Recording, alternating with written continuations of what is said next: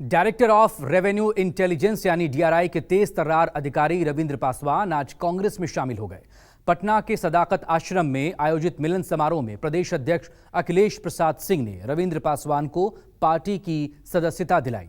रविंद्र पासवान मूलतः बख्तियारपुर के रहने वाले हैं। रविंद्र के परिवार का राजनीति से दूर दूर तक कोई रिश्ता नहीं रहा है। बावजूद इसके रविंद्र ने केवल राहुल गांधी और उनकी भारत जोड़ो यात्रा से प्रेरित होकर कांग्रेस ज्वाइन करने का फैसला लिया। इस मौके पर रविंद्र पासवान ने न्यूज 24 से बात करते हुए कहा कि पार्टी के आदर्शों पर चलकर इसकी विरासत को कायम रहेंगे और पार्टी को जहां कहीं भी उनकी जरूरत होगी वहां पार्टी के साथ खड़े रहेंगे। भारत जोड़ो यात्रा के बाद राहुल गांधी की लोकप्रियता देश में काफ़ी ज़्यादा बढ़ गई है। अब स्थिति यह है कि आम हो या खास, सभी कांग्रेस से जुड़ना चाहते हैं, राहुल गांधी से जुड़ना चाहते हैं। इस वक्त हमारे साथ ऐसे ही एक खास व्यक्ति हैं जो कल तक डीआरआई में एक बड़े अधिकारी थे, लेकिन आज कांग्रेस के एक आम कार्यकर्ता हैं। आप क्या कहेंगे? राहुल गांधी जी की पदयात्रा से मैं बहुत प्रभावित हूँ। मैं पदयात्रा में ही सम्मिलित होता, बट संयोग से ये मेरा दुर्भाग्य है कि उस समय मैं नौकरी नहीं छोड़ पाया, या नौकरी छोड़ने का जो प्रोसीजर है वो लंबा है, वो मैं फॉलो कर रहा था। मुझे इस बात का हमेशा अफसोस रहेगा कि राहुल जी की पदयात्रा में मैं शामिल नहीं हूँ।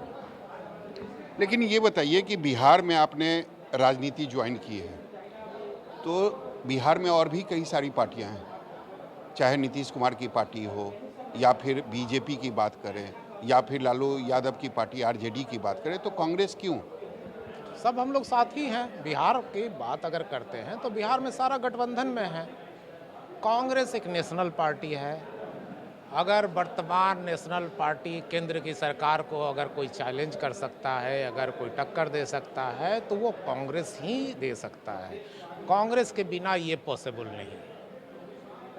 लेकिन क्या लगता है 2024 को लेकर जिस तरीके से केंद्र की जो सरकार है विपक्ष को परेशान कर रही है, जिस तरीके से ईडी का हो या सीबीआई की बात करें, आप खुद अधिकारी रह चुके हैं, तो ये जानबूझकर परेशान किया जा रहा है या उन्होंने भ्रष्टाचार किया है तो एक जनरल प्रक्रिया है कि उनके घर सीबीआई जा रही है, ईडी जा रही है?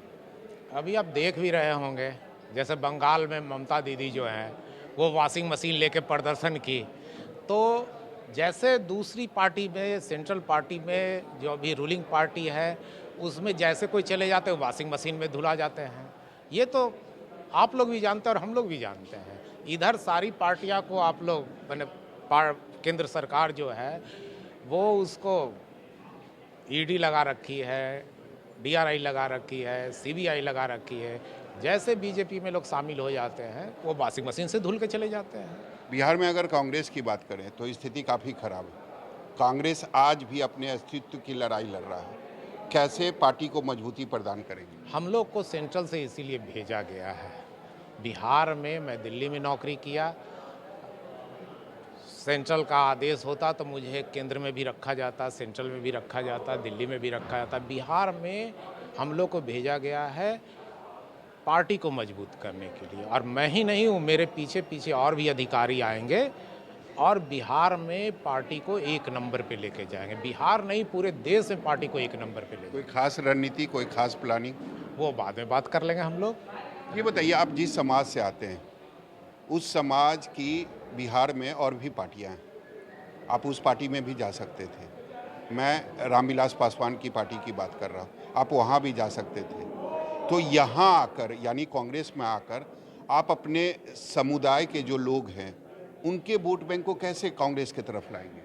देखिए, जब तक स्वर्गीय रामविलास पासवान जी थे तब तक वो पासवान का लीडर थे।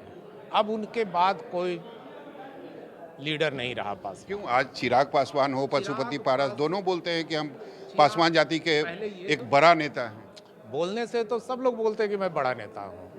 पहले वो चाचा भतीजा अपना लड़ाई सुलझा लें, फिर हम लोग मानेंगे उनको नेता। पहले लड़ाई आप देखिए, जैसे स्वर्गीय रामविलास पासवान जी के नहीं रहने के बाद तुरंत दो फाड़ में हो गया पार्टी।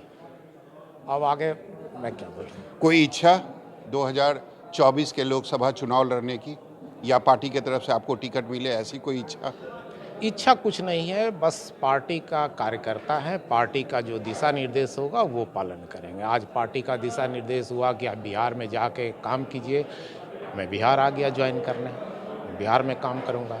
पार्टी का जो आदेश होगा मैं एक छोटा कार्यकर्ता होकर उसका पालन करूँगा। ये थे हमारे साथ रविंद्र पासवान। इन्होंने अभी अभी कांग्रेस का दामन थामा है और इनका साफ कहना है कि आगे भी जो भी पार्टी का आदेश होगा वो मैं एक मजबूत कार्यकर्ता की तरह उसको निभाऊंगा।